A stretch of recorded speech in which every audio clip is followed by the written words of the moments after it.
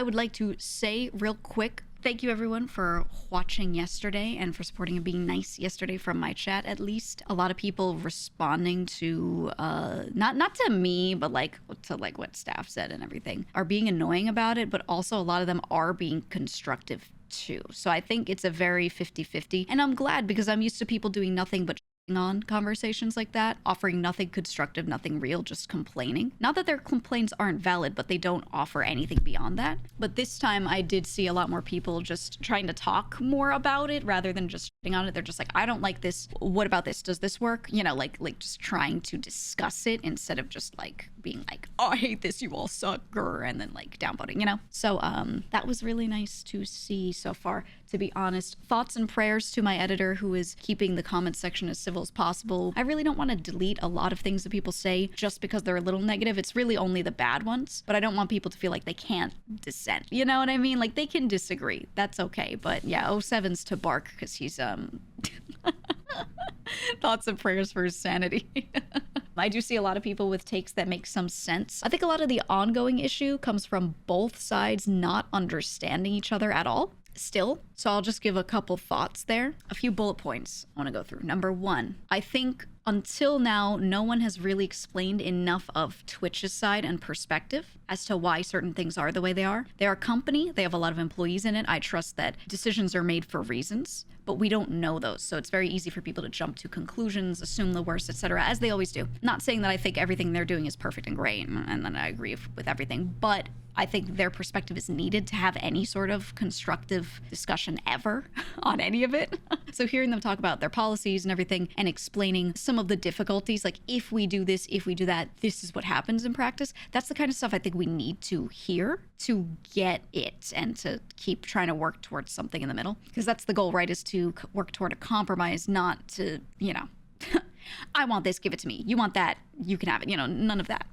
So that was nice to hear. I think I would like to hear more on certain things. We just genuinely were under a time constraint. The broadcast is formatted a certain way. We all knew that. I had more follow-up questions that I could have brought up if we had time, but we didn't. So I just, you know, got to the main ones. Some people are like, okay, when I say some people, I mean, I've seen this commented 3 times, so it's really not much at all. But I want to clarify, I did not give them questions beforehand that they approved and said, okay, you're allowed to ask these. Okay, I did not get a script from them. I did not get told that I wasn't allowed to say anything or ask anything or use a certain tone or anything like that. Everything I said was purely just me and what I wanted to sit there and say. Okay, and Dan bringing up the topic on his own was unexpected. I didn't think he was going to do that, and I was prepared to ask that myself, and he just did it, and I was like, oh, okay, cool.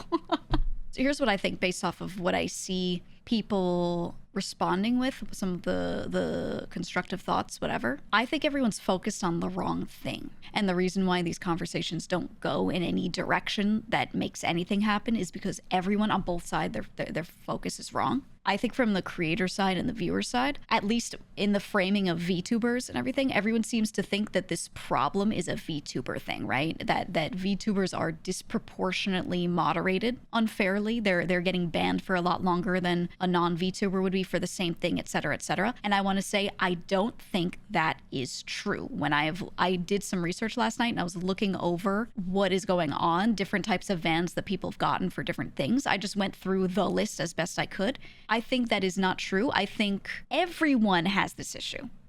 Okay, it's not a VTuber thing. This is an issue that Twitch has always had for a lot of streamers. It's not a VTuber thing. Twitch does not hate VTubers. I don't think their moderation staff are sitting there and disproportionately trying to moderate VTubers differently. I think what it is that there are a lot of staff members who are on this thing and they all moderate differently, so everyone's affected by it. You know what I'm saying? So I think the problem is a lot of people focus on when it happens to a VTuber, they go, oh, it's disproportionate to VTubers. So then staff thinks that that's the issue. They look into it and they go, it's not though.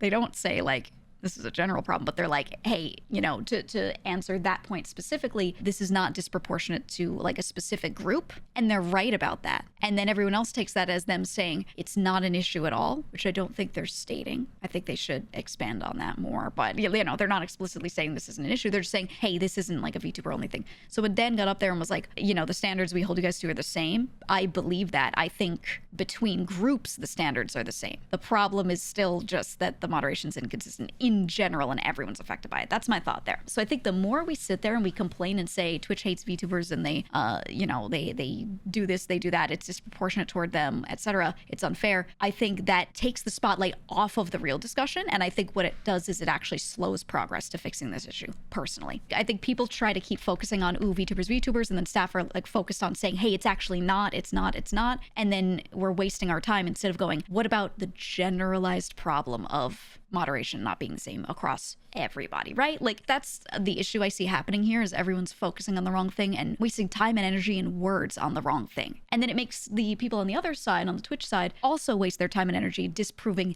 that point, because that point wasn't the point. You know what I mean? Does that make sense? I think it just keeps us from progressing, is what I'm saying. They should have very clear internal guidelines if they don't share them.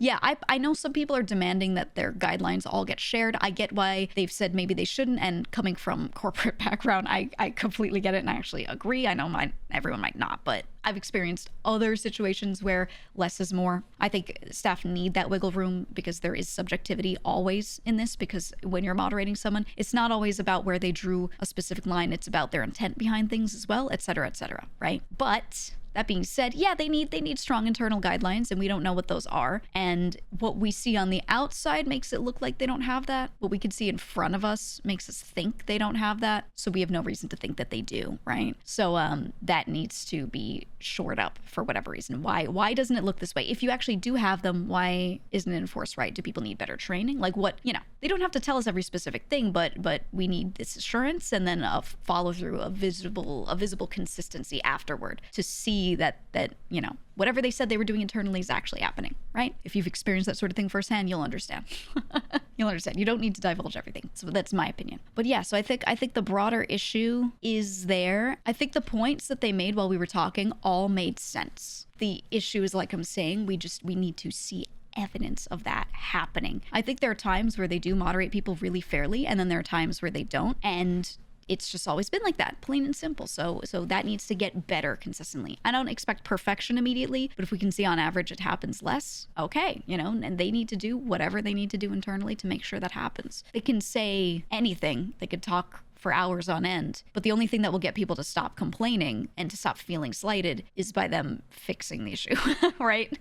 Plain and simple. What they did do is they did talk about things like their perspective on what makes moderation difficult or hard, or certain solutions people say they want not actually work functionally, not work in reality. That was nice to hear, and I think they should do that more. Okay, it shouldn't end here. That's kind of why, I didn't come in and like attack or anything like that. I want those discussions to keep happening, and the only way to do that is for me to be nice about it and have a discussion, and not just come in and like mow them down, right? I wonder, to myself, like, oh, if I had said more, pushed more on this, or been more aggressive on this, would that have been better? And I think the answer is absolutely not. As I thought about it, I was like, no, because I don't see a world in which I could get in there and start accusing things and really like which pushing. Means that police officer from Freakazoid telling people to cut it out.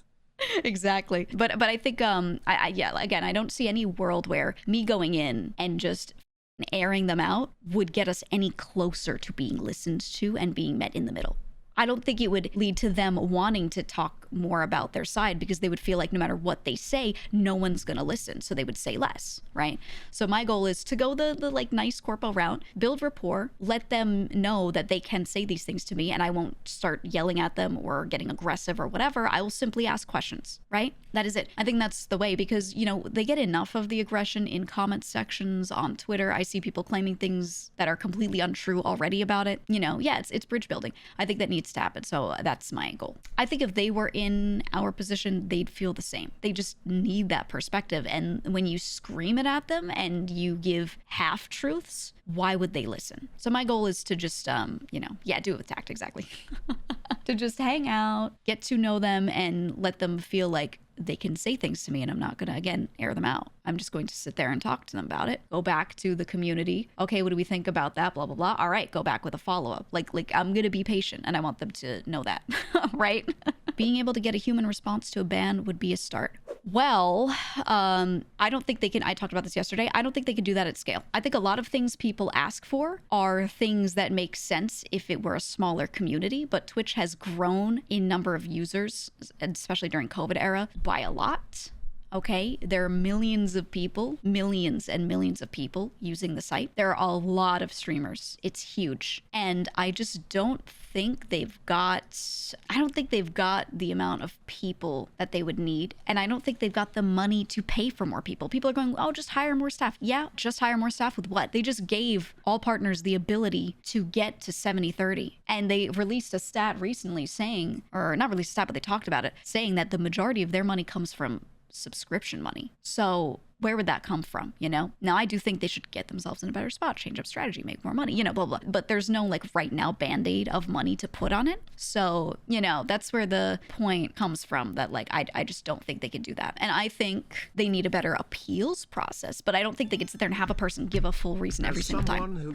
Not to victim blame, quote unquote, but I did like the part of the interview where they pointed out a lot of streams intentionally push the line as close as they think they can. Yes, I made this point yesterday. I agree with that. If they give you a drawn guide and they say, here is exactly what's allowed, exactly what isn't. The number of artists drawing VTuber models and the number of people, IRL streamers putting on outfits, whatever, that will exactly do it up to the line is going to be huge. And whenever you draw a line, there's always a good number of people that try to use semantics and push it over. Or you have two options. Either you draw the line way further back than you want to draw it, or you stay intentionally a bit vague. There's some gray area where that line should be, and you let people interpret it. And then you, when you're looking at moderating it, you decide if this person is getting closer to where you think that line should be in good faith or in bad faith, right? Now, of course, that leads to some of the issues we've got, which is, you know, inconsistent moderation, because now also the people deciding on the bans are individuals, and depending on how that individual feels, you know, I think they just need maybe a more democratic internal system. For example, I don't know if they have the ability to put time into this, but for example, what we've got in this community is when someone gets banned for something, and it's not a very clear ban, right? It's not, this person came into chat and said, I'll hate you, right? They came in and it was like their vibes were off. It was a little gray area in any way, shape, or form. What we do is we have a forum in Discord where the mods post that user, say, this is how they were moderated, and here's their chat log. And other moderators have the chance to look at that and go, I think we should pull back on this, or I think we should have done more, blah, blah, blah. So there are more eyes on it. That takes a lot of manpower and time, but it's something we do with the existing team. We don't add more moderators to do that. I think a simple democratic system internally, if they don't already have that, for Twitch bans and moderation would be good, because maybe I've seen a lot of people go, hey, when this one individual staff member sees something and decides the length of the ban, you know, maybe that one staff member hates that thing in particular, so they give a longer one. Is that fair? I think, yeah, exactly. Systematic review might be better. That being said, that still takes more of people's time, so I don't know if that's feasible for them. It might not be. But instead of hiring more staff, I think operationally the way they do it could change. But here's the other thing. Do we know for a fact that that's how bans work? I see a lot of people say this. Is that how it works? I want confirmation on that, because I've never seen confirmation on that. Maybe it exists and I haven't seen it, but the way people talk about it, they always talk about that like that is a confirmed fact.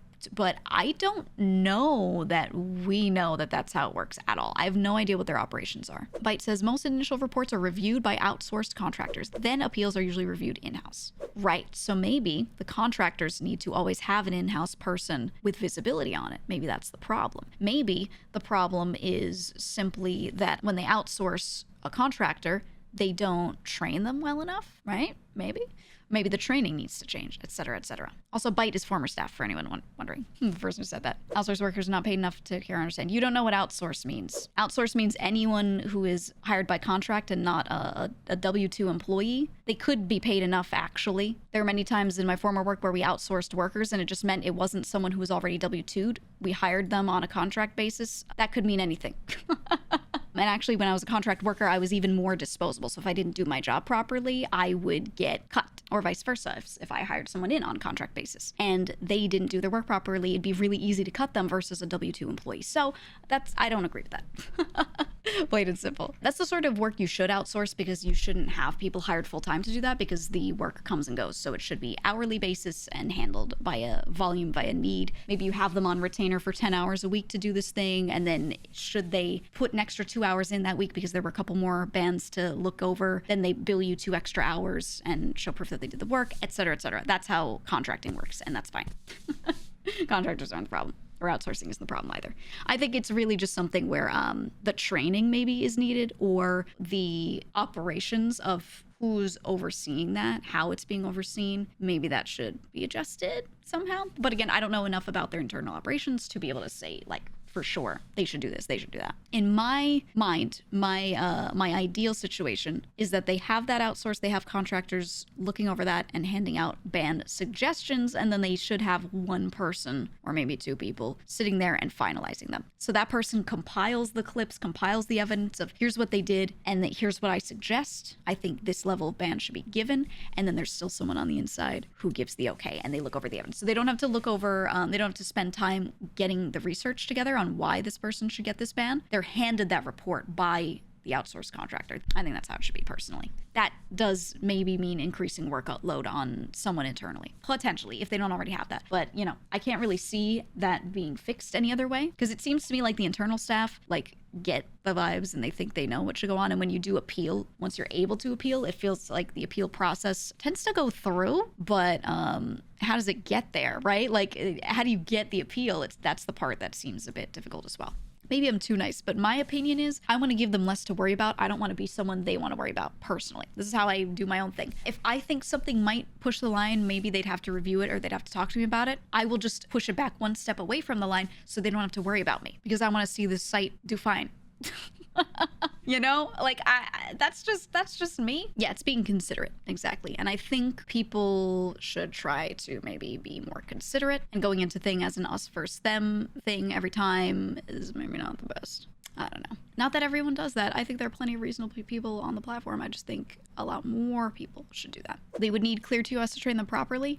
Internally, yes. Externally, no. They may have a very, very, very clear internal set of guidelines and documentation for that, with a lot less, you know, room for being vague. They just don't have a public version of that because, in my opinion, again, you don't need to divulge every little thing because people start to get into semantics and they get too crazy with it. I fully, as someone who's worked in these types of environments, completely agree with that. But they might have something much more clear-cut internally that they train people on. We don't know. We have every reason to think they don't because of the way things are done. But that could be an operational issue, right? On their training. Maybe their document that they hand over is good. Maybe the documentation is wonderful, but the training is bad, or there's not enough staff internally to provide oversight to make sure they're actually following it. Because I can hand someone a piece of paper that says, do this. That doesn't mean they're definitely going to do that. That person still has to follow through, right? And if you don't have a staff member or a proper consequence or something making sure that that's happening, then it doesn't happen. I think people like to assume that they're stupid and don't know what they're doing immediately, when I think it's more they end up becoming incompetent because they don't have enough people. That's what I think. And we should never blame something on malice or bad faith immediately when it could just very easily, much more easily, be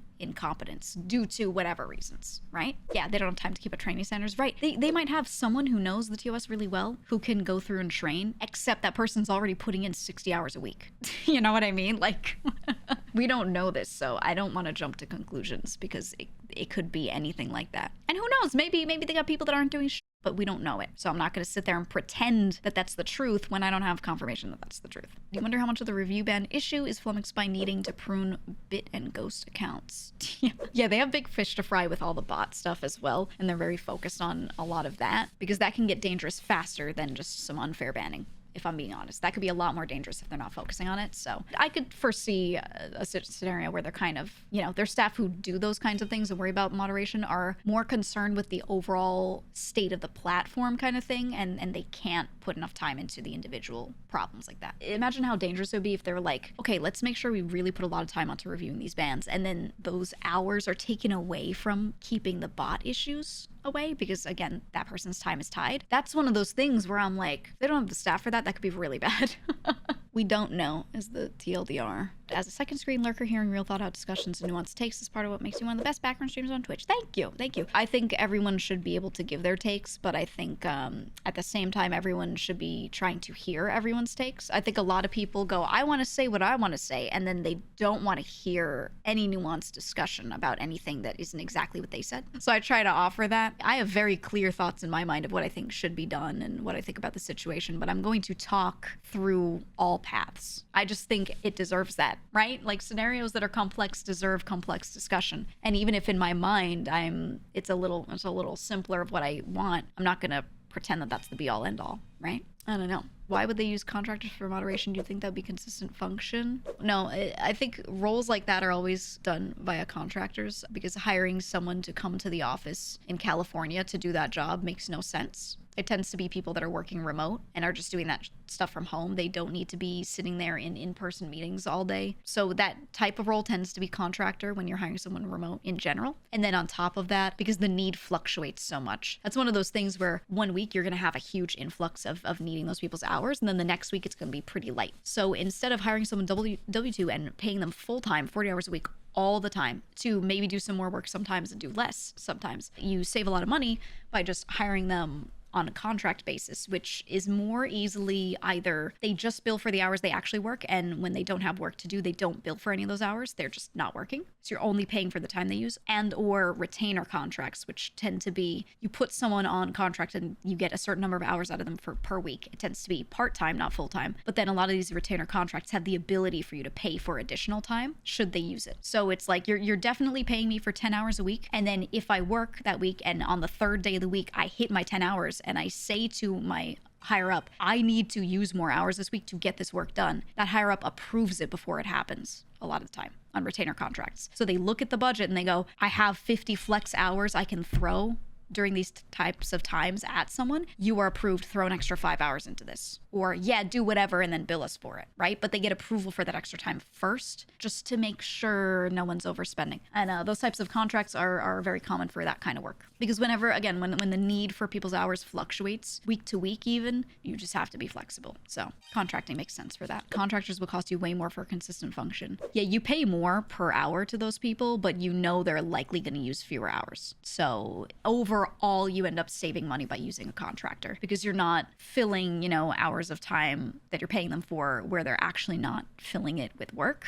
It's good like that. It helps you flex on need. I think a big part of the frustration or aggression, quote unquote, on the streamer side is also the result of a lack of organization on their side. If there are 100 streamers all individually asking more or less the same question, the chances of any of them not getting an answer are bigger than if they got together and asked one question as a group. Yes, I agree. And that's what I'm trying to do. So I did my research beforehand. I looked at what a lot of VTubers want, and then I picked a couple questions that I thought encompassed some of that and brought them there. And that's just what representation is. And I'd like to continue to do that if possible. I'd like to do that. And I think me being uniquely positioned as having a background in tech, having a background in, I don't want to get too specific, but some very specific things that this platform might deal with, I can easily understand the other side. A lot of people hear the other side, they hear the Twitch side, and they're like, it's just corpo bullshit.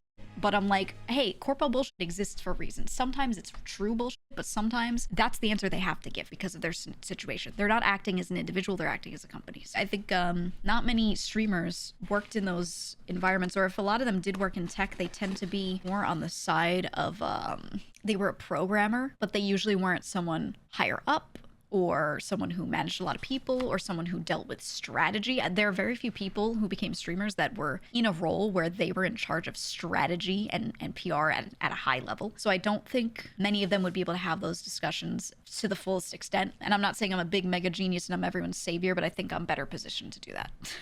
To be simple, to be plain about it. I think I have a lot more potential to explain to the other side as well, like why what they said was not bullshit. It makes sense, why they can and can't say certain things, etc. So I'll do what I can, and not everyone's going to understand it, but try. Fight also said I was critical of Twitch one time, and it was my most popular tweet. Yeah. No thanks. No thanks. I posted nothing but like nice stuff. I just said like, hey, I'm live. We're talking about this, and had people replying and being like, okay, but are they going to fix their I was like, holy, this is why no one will listen to you if you speak like that. Like, there are a bunch of people talking, and a good number of them are being pretty civil, and they're like, I just want to know about this. And then one guy's screaming profanities in the middle of trying to ask the same question. Why would they answer that guy? They're going to answer the nice one. You know what I mean? And I have confidence that they will try to address things, as evidenced by them even talking about it at all. So I'm just saying, adjust your strategy. If you keep trying to talk and you're being aggressive and it's not working, definition of insanity moment, right? Don't keep doing that. Try something else.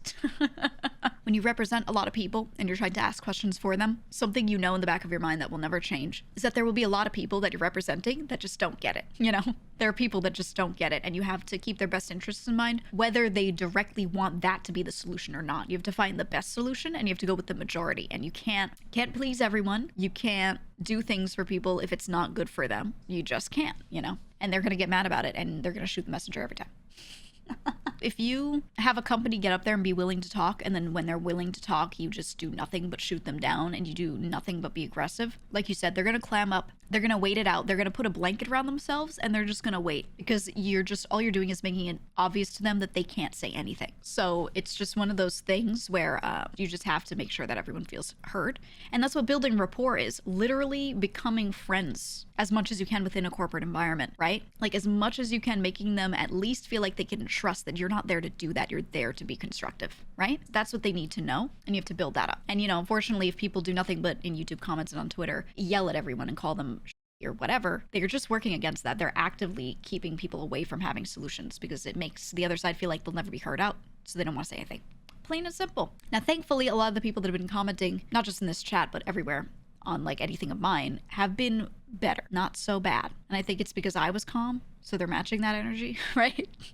Some are not, obviously, but you know, it's been a little better. So hopefully people can see like, hey, if we keep that energy up, we keep it going, we keep it calm, we can keep talking about this. We don't get shut down. We get to keep saying things, right? But in return, you have to also listen, vice versa. And you just keep talking back and forth and keeping the discussion open, because the worst thing you do is let that discussion close. We don't want that, right? We'll see. You said working the past 8 years in tech customer service, bless your soul. Man, the amount of people that come in real hot and get real nasty is kind of ridiculous, can be very demoralizing to the individual contributor. Yeah, it makes people not want to deal with it, right? They just throw their hands up and they're like, I don't want to. When you do it to everyone, it happens every time. Everyone eventually throws their hands up and no one wants to say anything, right? Corpo's like a League of Legends jungler. You need to build trust so they will help you during ganks. Uh-huh. It's true. It's true.